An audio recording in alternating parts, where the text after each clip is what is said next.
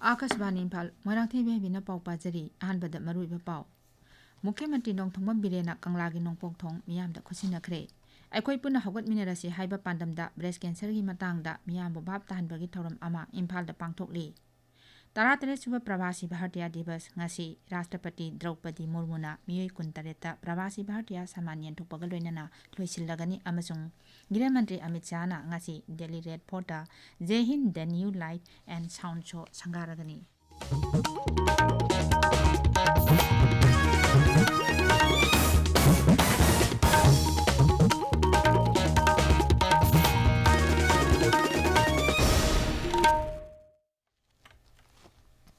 Mukhyamantri Ningthoukhongjam Birena ngasi ayuk kanglagi nongpokthong miyamda khusinakre Raijigi Art and Culture Vibhagi State Archaeology na sinduna Imphal gi Sanjenthong manakta pangthokpa thoram amada Kangla Nongpokthong Mukhyamantri Ningthoukhongjam Biren singna miyamda khusinaki thoram aduda Raija Sabhagi Sadasya Maharaj Laisemba Sanajawga saruk yaki Ningsingba yai Imphal Smart City Limited ki senthang makhada Manipuri Police Housing Corporation Limited na work agency oiduna sakhiba thong asi handakta Imphal da laklamba Gृह Mantri Amit Shah na haunabi matung ina sangarangki Aikoi puna haugatminarasi haiba pandamda breast cancer gi matangda miyambu bhab tahanbagi thoram ama Imphal gi Hotel Classic Grande da haujak pangthokli workshop asi Haksel Mantri Dr. Sapam Ranjan Singna haudokhi Thoram sigi mawanyana Imphal gi akoibada breast cancer gi matangda paujel puba miyamge khongchat ama Health Services ki Director na lamthaki Thoram asi National Program for Prevention and Control of Diabetes, Cardiovascular Disease, Cancer and Stroke na Raijigi Health Services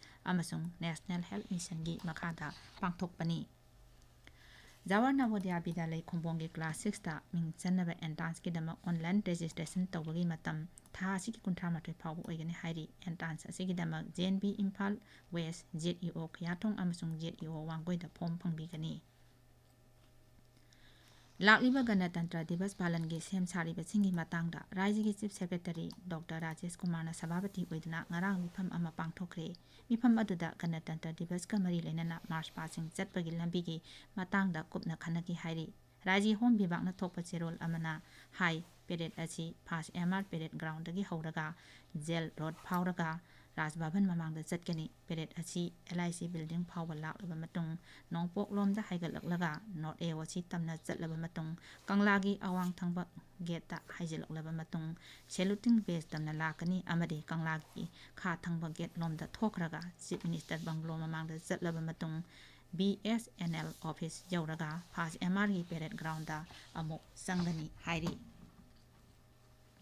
Kendragi Port Shipping amasung Waterways Mantri Sarvananda Sonowal na hairi MP Ganga Bilas asina miyamda thabaki khudong chaba phangangani amasung yumlona riba leibak-singdasu kanaba phangalagani Pradhan Mantri Narendra Modi na tha asigi 19 da Varanasi da khwaidagi sangba River Cruise asi sangaragani Cruise asina Varanasi dagi asangi Dibrugarh phawba chengani Jatriksingna Cruise asin aduda mafam adugi nat amasung chatnabi sing uba phangani masina tongan ba miyosingda chauna thabak phangdabagi samasa ko alagani yumlona riba leibak Nepal Bhutan Bangladesh da kanaba phangalagani United Democratic Party UDP na Meghalaya Vidhan Sabha Mikhalgidamak dolesigi mirep oigadabasingi ani suboina list thokre Anirak suba list asida hanagi MLA John Leslie K. Sangma amasung Pinle A. Sangma gi ming yauri haujuk phawda dol asigidamak Garo Hill region gi mirep tarit yauna punna mirep kunthani togi ming lauk thokre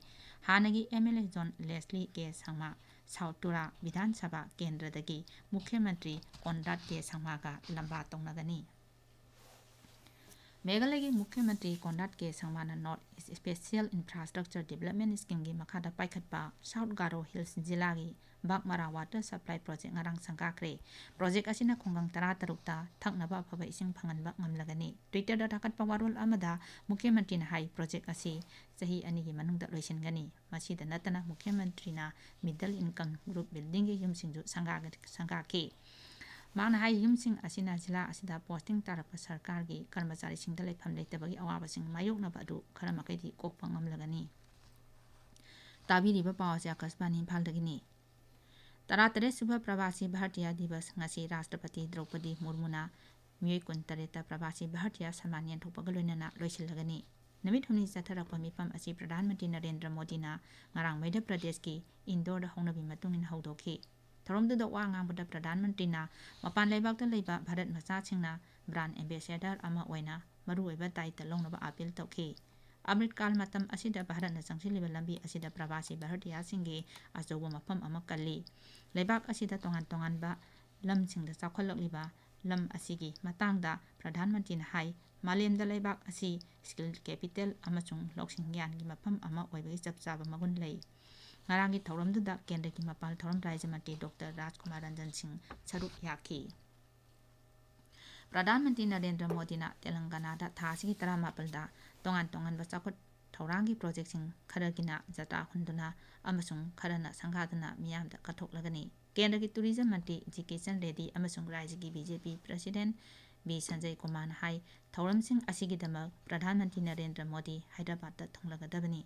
Pradhan Mantri na Nipan Suba Bande Bharat Train Sikandrabad Station dagi lam thagani amasung Sikandrabad Railway Station gi lupa koti chatet changna paikhatkadaba chakot thaurangidamak bhumi puja chu pangthokani. Pradhan Mantri na lupa koti lising ama samni hena changna sengotkiba kilometer marfu mangagi railway doubling line Sikandrabad amasung Mahabub Nagar Phawbagi railway line asisu miyamda khusinaraba yai. Pradhan Mantri na Sikandrabad ki parade ground da pangtokpa miyamgi mifam amadasu saruk yagani. Gृह Mantri Amit Shah na ngasi Delhi Red Fort da Jai Hind the New Light and Sound Show sangaragani. Show asi Hindi amasung Ingraji lon da utkani. Amuktang da miyoi satet henbana show asi yengba yagani. Masi sahi mangagi tungda amuk nahongna na haudokpani. Cultural Mantraloy na hai masida Taratare Suba Sadaptidagi Hauzik Phawbagi Laibak asigi Itihas amasung mathongna pharaba miyoi singi matang utkani. Pung amasupna pangthokadaba show asi saruk ahum thokna khaidokani. Masida Maratha singi haurakpham 1948 ki ningtambagi lal India National Army haurakkiba amasung Laibak asigi ningtambagi thengnakiba lanpham singi matangda utkani. Pradhan Mantri National Apprenticeship Mela Laibak asigi Jila Sani Nipuni Thoida ngarangdagi haukre. Kendra Skill Development amasung Entrepreneurship Mantraloy na thokpa cherol amana hai mela asida saruk yanabagidamak mafam adugi karbarwala sing company sing amasung sangsthan sing yawnanaba bartan tawki. Mela asida nahasingbu khudong chaba kayamarum pina pandam thamli class 5 tagi 12 phawba pass tawraba aduga skill training certificate natraga ITI diploma holder oiraba natraga graduate oiraba candidate singna apprenticeship mela asida saruk yaba yagani. Mantraloy na high candidates na makhoi biodata marksheet certificate passport photo amadi saktak se copy ahum mela mafamduda puduna chatkadabni. Apprenticeship mela asi tha khudingi laibak sinba thongbada anisuba ningthaukhaba numita pangthokli. Masidagi khangatlaba miyosingbu sarkargi chatnabi matung inna anouba skill tamnabagidamak thagi stipend pigani.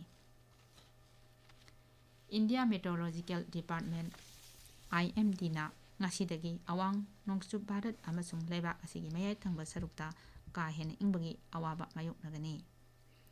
IMD gi Director General Dr. M. Mahapatra Akashvani da hai leichil kungna thaba amasung ka hena ingbagi phibam mayoknagani. Lakliba irai namitagi ingbagi chang khara makaidi hantharakpa yana leiri. Dr. Mahapatra hai Jammu Kashmir, Ladakh, Himachal Pradesh amasung Uttarakhand da hayengdagi nong chuba amasung un taba yana lei. Marak asida Northern Railway ki Senior PRO RK Ranan hai leichil thabana maram oidna train kuntra taret makoigi matamdagi thengtana thaki. Aroibada maruiba pau amo Mukhyamantri Mantri Ningthoukhongjam Birena Kanglagi Nongpokthong miyamda khusinakre. Ekoi puna haugatminarasi haiba pandamda breast cancer gi matangda miyambu phak tanbagi thormama Imphal da pangthokli. Taratare Suba Pravasi Bharatiya Divas ngasi Rashtrapati Draupadi Murmuna miyoi kuntareta Pravasi Bharatiya Samanyan thokpagalunana loisilagani amasung Gृह Mantri Amit Shah na ngasi Delhi Red Fort da Jai Hind the New Light and Sound Show sangaragani pauloijare.